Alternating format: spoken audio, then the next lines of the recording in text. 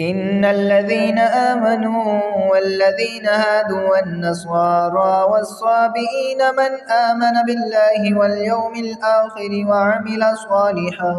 فلهم أجرهم عند ربهم ولا خوف عليهم ولا هم يحزنون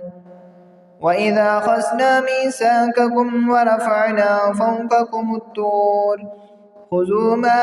آتيناكم بقوة واذكروا ما فيه لعلكم تتقون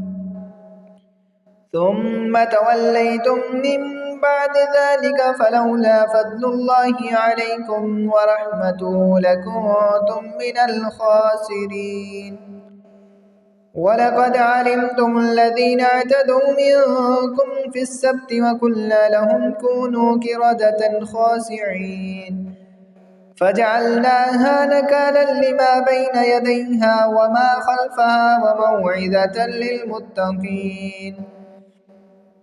وإذ قال موسى لقومه إن الله يأمركم أن تذبحوا بقرة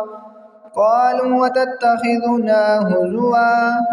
قال أعوذ بالله أن أكون من الجاهلين قالوا ادع لنا ربك يبين لنا ما هي قال إنه يقول إنها بكرة لا فارض ولا بكر أوان بين ذلك فافعلوا ما تؤمرون قالوا ادع لنا ربك يبين لنا ما لونها قال إنه يقول إنها بكرة